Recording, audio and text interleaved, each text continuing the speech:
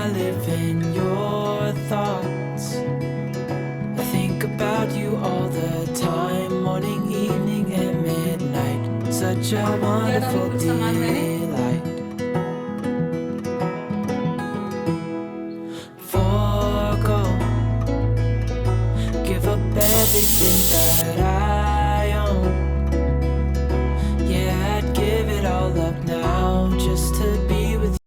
सुबह से ही जो भी घर का काम स्टार्ट होता है उसमें किचन का तो सबसे इम्पॉर्टेंट होता है और उसमें काफ़ी टाइम भी लगता है।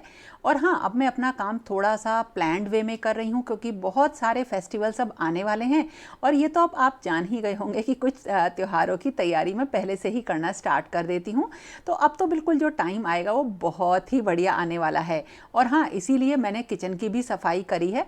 और अगर डीप क्लीनिंग की बात करूँ ना तो किचन के लिए तो कम से कम एक दिन चाहिए ही। तो जो छोटी छोटी सफाई हम डेली कर सकते हैं वही मैंने करी है। काउंटर टॉप हुआ या जो छोटे मोटे ड्रॉर्स होते हैं उन सबको मैंने बाहर से क्लीन कर लिया है। तो किसी भी स्पॉन्ज से मैं जो हूँ ना, जिससे बर्तन धोते हैं, बिल्कुल वही लिक्विड लेती हूँ और उसी से इनको अच्छे से वॉश कर लेती हूँ। वॉश का थोड़ा सा पानी मिला के रगड़ देती हूँ और फिर किसी भी कपड़े से इनको ऊपर से साफ़ कर देती हूँ। तो इस तरह से पूरी सफाई करने के बाद ऐसा लगता है कि काफ़ी सारा काम हो गया है। तो अभी जो किचन की ड्रॉर्स हैं और उनके अंदर जो सामान है उसकी भी सफाई करनी बाकी है। Full stop. Can't believe I live in your thoughts. I think about you all the और अब बारी आई ग्रोसरी वगैरह भरने की। तो जो स्टोरेज कंटेनर्स हैं या जो हमारे डब्बे होते हैं ना, उनको अगर मतलब क्लीनिंग के साथ साथ वॉश कर दो तो अच्छे से अगले दिन साफ़ सुथरे हमें मिलते हैं। तो वही मैंने किया। लेकिन हाँ, अभी अगर किचन की डीक्लटरिंग की बात करूँ, सफाई की बात करूँ, तो एक बहुत बड़ा काम है जो अभी मुझे करना है। तो धीरे धीरे करके ही हम कोई काम कर पाते हैं। एक दिन में सोचें कि सारा काम कर लें तो बहुत मुश्किल होता है। एक्चुअली मुश्किल नहीं होता, उसकी वजह से जो बाकी के ज़रूरी काम होते हैं ना वो थोड़े से डिस्टर्ब होते हैं।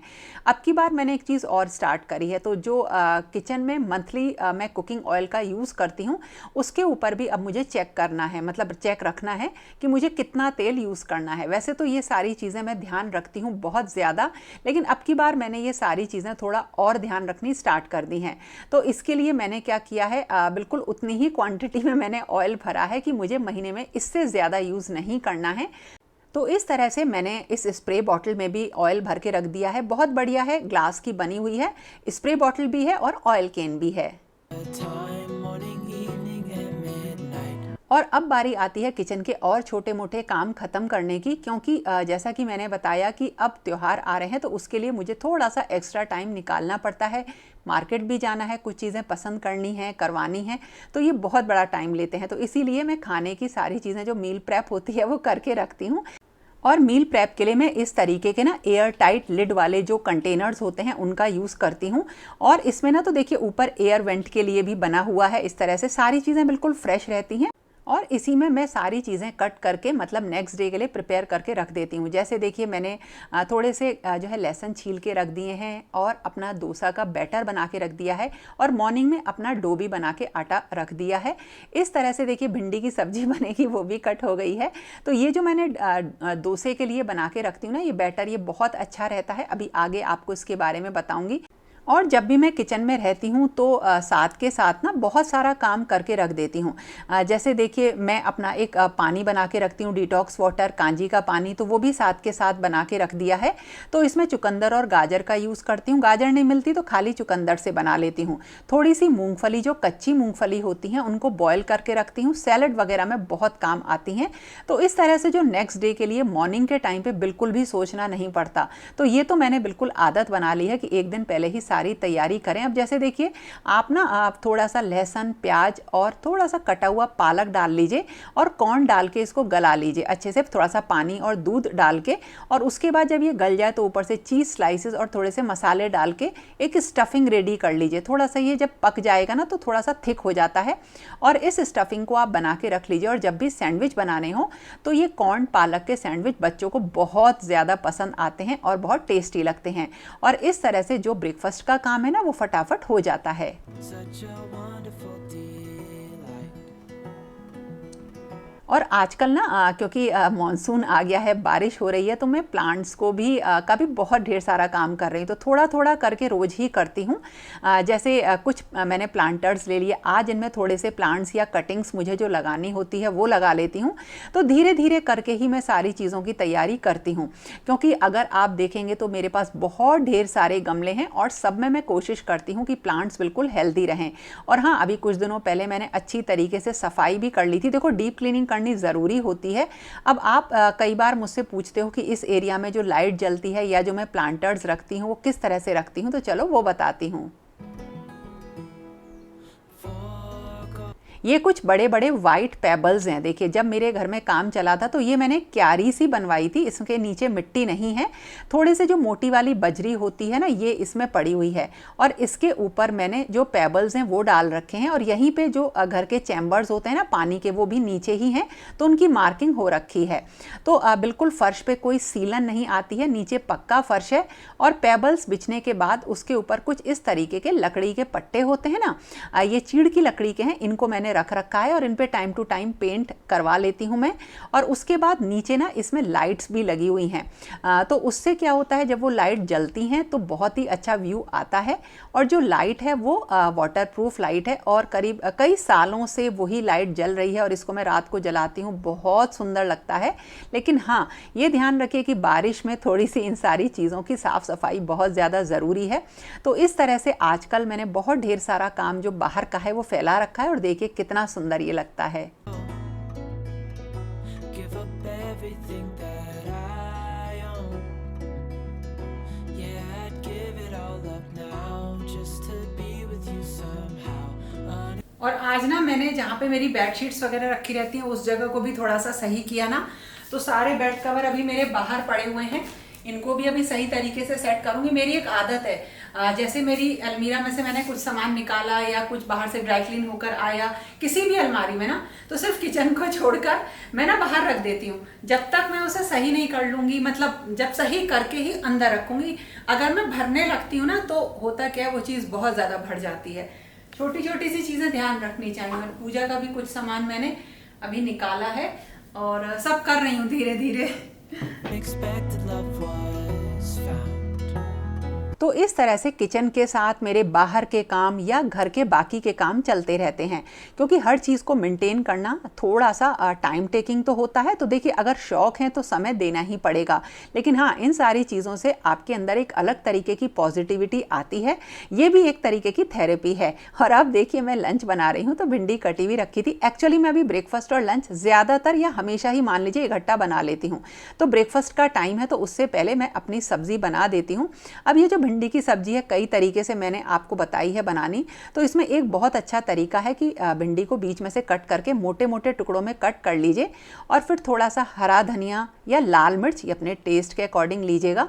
लाल मिर्च, हरी मिर्च, लहसुन, इन सारी चीज़ों को हमें लेना होता है। और जो छिली हुई मूंगफली होती है ना, उसको ले लीजिए, उसको इसमें डाल के थोड़ा सा हम इसे कूट लेते हैं, और फिर जो कटी हुई भिंडी है उसमें इसे मिक्स करके अच्छी तरह से मिला लेते हैं। और उस भिंडी में जब हम इसे मिक्स करेंगे ना, तो उसी टाइम थोड़ा सा नमक डाल लेंगे, और अगर आप कोई मसाले चाहें तो वो भी डाल लीजिए। और फिर इसके बाद इसे नॉर्मल भिंडी जैसे बनाते हैं ना, हल्का सा जीरा और मसाले से, वैसे बनाइए, बहुत ही ज़्यादा टेस्टी बनती है। You're the rose in a garden. Idli और डोसे का बैटर हमेशा मेरे पास रहता है और मैं इसको यूज़ करती हूँ। तो ब्रेकफास्ट में, डिनर में हम अक्सर इस चीज़ को बना लेती हूँ। मुझे पर्सनली साउथ इंडियन खाना बहुत ही ज़्यादा पसंद है, और अब तो अगर मैं बाहर भी जाती हूँ तो शायद यही ऑर्डर करती हूँ।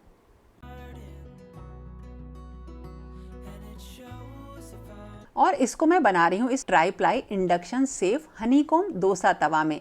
ये ना काफ़ी थिक है और ये ट्राई प्लाई का बना हुआ है, जिसकी वजह से इसमें होता है इवन हीट डिस्ट्रीब्यूशन, और ये नॉन रिएक्टिव और फूड सेफ है।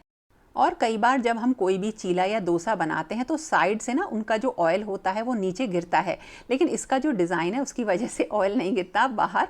तो ये तो मुझे बहुत ही सही लगा। और देखिए, ये जो डोसा होता है मैं कई तरीके का बनाती हूँ, आजकल सीख रही हूँ, क्योंकि देखो मुझे जितनी चीज़ें आती हैं उसमें जो मतलब नॉर्थ इंडिया का जो खाना है वो काफ़ी हद तक मुझे अच्छा मैं बना लेती हूँ, बन ही जाता है। लेकिन हाँ, कुछ चीज़ों को आपको सीखना पड़ता है धीरे धीरे। हालांकि जो बेसिक साउथ इंडियन जो चीज़ चीज़ें होती हैं वो मैं ट्राई करती हूँ, बन ही जाती हैं मेरे से। और हाँ देखिए डोसा कितना बढ़िया, बिल्कुल पतला सा थिन डोसा बना है। और अब क्योंकि मेरे ब्रेकफास्ट में ज़्यादातर इसी तरीके का जो चीज़ें होती हैं, तो मैंने वही अपना डोसा बनाया है अपने और करण के लिए। अमर ने थोड़ी सी स्प्राउट ली है। in a garden, and it shows if I'm honest. You're the leaves amid. तो आप लोगों का जो ये क्वेश्चन था ना कि कौन सा डोसा तवा अच्छा है, तो उसके बारे में मैंने आपको बता दिया। ये मैंने नेस्टेशिया से लिया था। और दूसरी चीज़ जो आप लोग पूछते हो स्टील के कुकर के बारे में, तो देखिए ये मैंने एक कुकर और लिया है स्टील का 5 लीटर्स का, और ये मैंने नेस्टेशिया से लिया है। ये ट्राईप्लाई स्टेनलेस स्टील का बना हुआ कुकर है, इंडक्शन सेफ है, लीक प्रूफ लिड, ये तो बहुत ही ज़रूरी है, 100% फूड सेफ है और नॉन रिएक्टिव है। इसका 3-वे प्रेशर रिलीज सिस्टम प्रेशर को सेफली और इजीली रिलीज करता है, और सिलिकॉन गास्केट स्टीम लीकेज को प्रिवेंट करता है। August, and I've come out here. एक चीज़ जो मैं आपसे हर वीडियो में बोलती हूँ कि अपनी केयर के ऊपर ना एक्स्ट्रा टाइम निकालो। बिल्कुल जो भी घर के काम है उन्हें एक साइड में रखो, और अपनी फैमिली का नंबर भी अपनी सेहत अपनी हेल्थ के बाद रखो, क्योंकि जब आप खुद सही नहीं रहते हैं तो उनके लिए भी कुछ नहीं कर पाते हैं, और एक चिड़चिड़ापन आता है जिससे एक डिसअपॉइंटमेंट आपके ऊपर हमेशा हावी रहेगा। बिल्कुल इसी तरीके से ये चीज़ जब मुझे देर से समझ में आई, लेकिन अब मैं इसको स्ट्रिक्टली फॉलो करती हूँ। शाम के लिए अपने लिए कुछ सैलेड वगैरह बनाऊंगी तो उसके लिए सारी सब्जियाँ वगैरह कट करके मैं पहले ही रखूंगी। अपने फ्रूट्स का ध्यान रखना, अपने रूटीन का ध्यान रखना, ब्रेकफास्ट, एक्सरसाइज, सब कुछ अब नियम से करती हूँ। अब मैंने अपने लिए कुछ शिमला मिर्च वगैरह कट करके रखी हैं ताकि मैं एक सैलेड बनाऊंगी। और कुछ चीज़ें ना मैं इस एयर टाइट स्टोरेज कंटेनर में करके रखती हूँ। इसमें वॉश भी कर सकते हैं, ड्रेन भी कर सकते हैं, स्टोर भी कर सकते हैं और सर्व भी कर सकते हैं। बहुत ही बढ़िया है। ये सारी चीज़ें गई फ्रिज में। आलू अब बॉयल हो गए हैं, इनकी भी टिक्की बना के रख दूंगी, कल मॉर्निंग में ब्रेकफास्ट में काम आएंगी।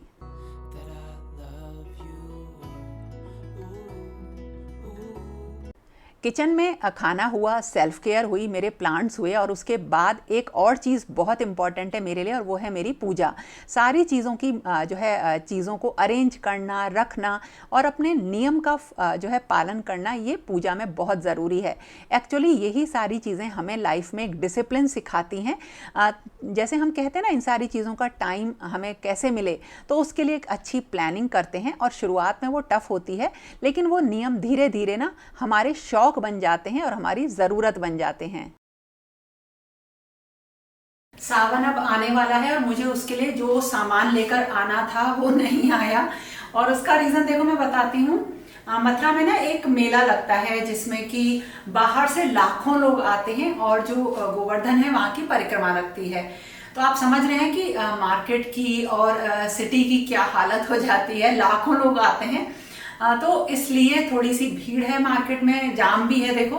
तो मैंने सोचा है कि या तो जल्दी जब मार्केट खुलता है जल्दी जाऊंगी, या जो मंदिरों का टाइम होता है ना उसे थोड़ा सा, जब वो मंदिर बंद हो जाते हैं उस टाइम थोड़ी भीड़ कम हो जाएगी तब जाऊंगी। क्योंकि मैं जो सामान लेकर आती हूँ ना वो यहाँ से काफी दूर है, और जो द्वारकाधीश महाराज का मंदिर है ना वहां से मैं लेकर आती हूँ सामान। और भी छोटी मोटी शॉप से वहां से लाना है, और मेरा तो बहुत सारी चीजें खत्म हो रही हैं जिसकी कि मैंने लिस्ट बना ली है, सब लेकर आऊंगी। और आज मैंने मॉर्निंग में यहाँ का बहुत सारा सामान सही किया था। जैसे ही नया सामान आएगा ना पूजा का, तो जैसे कुछ खाली डब्बे हैं, कुछ भी चीजें सब निकालनी रहती, नहीं तो वो ड्रॉर में ना एज इट इज पड़ी रहती हैं। तो इस सबको हटाना। अब देखो किचन में क्या होता है, वहां सिर्फ मेरा हाथ लगता है, तो उसे मैं अपने हिसाब से कर लेती हूँ। लेकिन पूजा सब लोग करते हैं, सबको सामान चाहिए, तो उस हिसाब से मुझे थोड़ी चीजें ऑर्गेनाइज करके रखनी पड़ती हैं। थोड़ी सी कर दी है, बाकी जब सामान आएगा तब करूंगी। और हाँ, अगर आप लोगों ने नहीं तैयारी करी हो ना तो सावन की कर लो। और मेरी जो पूजा होगी बेसिकली वो मैं सब आपके साथ शेयर करूंगी। लेकिन हाँ, पहले दिन मैं जो मेरे पास शिव भगवान शिव की और माँ पार्वती की जो एक मेरे पास है ना विग्रह है, उन्हीं का मैं अभिषेक करूंगी। और मतलब जैसे मंडे को व्रत रखते हैं, बस अभिषेक करके मैं शिव पुराण के पाठ करने स्टार्ट कर दूंगी। तो ये मेरी अभी तक का अपडेट है तैयारी का। तो दोस्तों ये था मेरा आज का वीडियो, कैसा लगा ज़रूर बताना। और अब मैं रिक्वेस्टेड वीडियोस के ऊपर भी काम कर रही हूँ। और यही था बस सब कुछ जो कि मैंने आज आपके साथ शेयर किया। और जो भी आइटम्स आपने देखे हैं उनके लिंक आपको डिस्क्रिप्शन बॉक्स में मिल जाएंगे। तो मेरी एक बहुत ही सिंपल साधारण सी लाइफ और एक बहुत ही साधारण सी फैमिली है, जिसमें मैं सबका ध्यान रखने के साथ साथ अपना ध्यान रखती हूँ और 100% खुश होने की कोशिश करती हूँ, नेगेटिव बातों से बहुत ज़्यादा दूर। और अगर मुझे कभी भी कोई चीज़ ऐसी लगती है कि किसी इंसान के पास भी अगर मैं बैठूंगी तो कुछ नेगेटिव सुनना पड़ेगा, तो शायद मैं बैठना ही पसंद अब नहीं करती हूँ। तो दोस्तों फिर मिलेंगे एक नए और इंटरेस्टिंग वीडियो के साथ, तब तक के लिए okay friends, thank you and bye bye.